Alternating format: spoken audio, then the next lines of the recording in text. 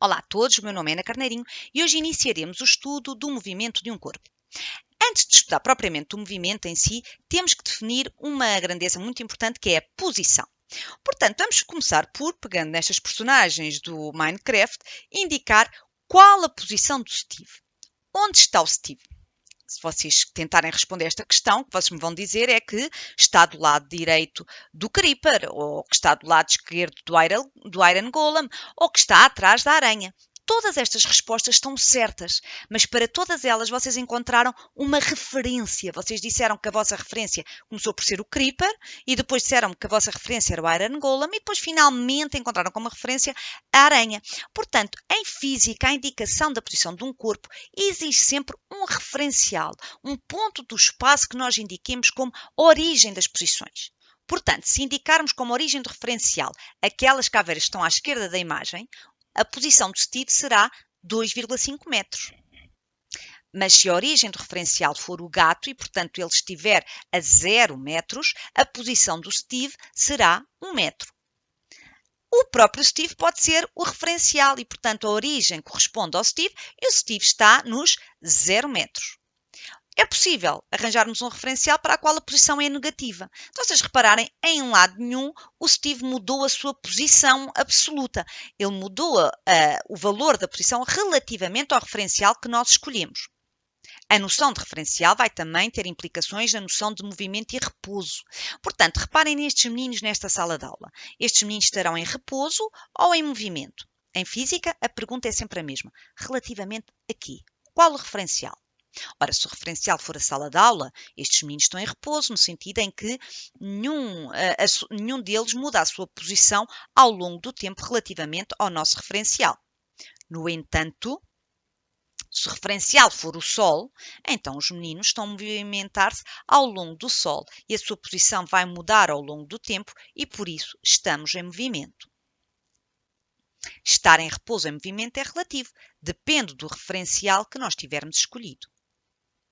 A noção de trajetória também é importante nos estudos de movimentos. Vamos imaginar um menino que sai aqui da Escola Secundária Sebastião da Gama e que quer ir até ao Estádio do Bonfim. Ora, este menino pode escolher o seu caminho por dentro do Jardim do Bonfim, mas também pode contornar o jardim. Tanto num caso como no outro, a posição inicial e a final do menino são as mesmas, mas ele encontrou caminhos diferentes para fazer este percurso. Há a linha, que é uma linha imaginária, há a linha que une as posições sucessivas de um corpo em movimento, chama-se trajetória. Caso o menino nunca volte para trás, portanto, se ele for mesmo só movimento entre a escola e o estádio, a distância percorrida, ou o espaço percorrido, será exatamente o comprimento da trajetória. Há trajetórias retilíneas e curvilíneas. Vamos dar alguns exemplos. Um avião que segue sempre em linha reta descreve uma trajetória retilínea, evidentemente. Já numa montanha russa, quando o carro faz a curva, estamos na presença de uma trajetória curvilínea. Um laser, como vocês já terão reparado, quando é ligado, segue sempre em linha reta, uma trajetória retilínea.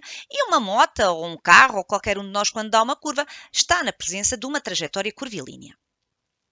A noção de rapidez média está relacionada com a rapidez com que um corpo muda de posição. Portanto, quando um corpo varia de posição, pode fazê-lo de forma mais ou menos rápida. E quanto maior for a distância que ele percorre num dado intervalo de tempo, mais rápido será esse corpo. Talvez faça sentido explicar o que é isto do intervalo de tempo. O intervalo de tempo é a diferença entre o instante final do movimento e o instante inicial, o instante em que o movimento se iniciou. Este delta indica exatamente o intervalo. Portanto, vamos imaginar um corpo que começou a andar aos 0 segundos e parou aos 2 segundos. Então, neste caso, o intervalo de tempo é 2, que é o instante final, menos 0, que ele começou a andar aos 0 segundos. E, portanto, o intervalo de tempo deste movimento são 2 segundos. Agora imaginem que estamos a cronometrar o movimento e que em vez do corpo começar a andar aos 0 segundos, vai começar a andar só aos 4. E começa a andar aos 4 e termina quando o cronómetro marca 6 segundos. Então aí o instante final é 6 segundos. Só que ele começou a andar aos 4 segundos. Portanto, o intervalo de tempo continua a ser 2 segundos. Portanto, o intervalo de tempo é o tempo que demora a distância a ser percorrida.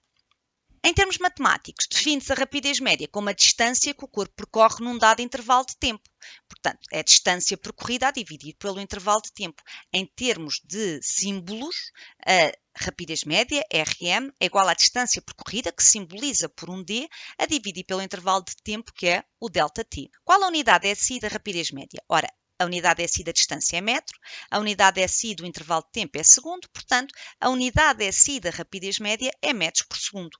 Não está errado falar numa rapidez média em quilómetro por hora ou em centímetro por minuto. Não está é na unidade SI. E se um exercício vos pedir para apresentarem o resultado da unidade SI, o resultado tem que vir em metros por segundo. Vamos fazer um exercício. Um caracol demora 100 segundos a percorrer uma distância de 10 cm. Calcula, em unidades SI, a sua rapidez média. Ora, ao resolver este exercício, é uma boa estratégia vocês identificarem os dados que vos são indicados no enunciado. Portanto, quais são os dados que vocês conseguem obter? Um caracol demora 100 segundos a percorrer uma distância de 10 cm. Então, o que são estes 10 segundos? 10 segundos é o intervalo de tempo, o tempo que ele demora a percorrer a distância. E demora a distância que ele percorre são de 10 cm. O símbolo da distância é D, 10 cm. Ora, mas é-nos indicado que devemos calcular nas unidades SI. O tempo está em segundos, já está na unidade SI, mas a distância está em centímetros, temos que passar para metros. Portanto, 10 centímetros são 0,10 metros. Este zero aqui, vocês podem ignorá-lo, podem tirá-lo ao vosso nível de ensino, não é grave. Portanto, é-nos pedida qual a rapidez média. Qual é a expressão da rapidez média? A rapidez média é a distância a dividir pelo intervalo de tempo. Também é importante que vocês indiquem qual a expressão que estão a usar. E agora é só substituir. A distância é 0,10 metros, o tempo são 100 segundos, pelo que o resultado é 0,0010 metros por segundo. Mais uma vez, este 0 a seguir a 1 pode ser ignorado. Portanto, a resposta ao enunciado é: a rapidez média do caracol é 0,0010 metros por segundo. Espero que esta sessão vos tenha sido útil e até à próxima!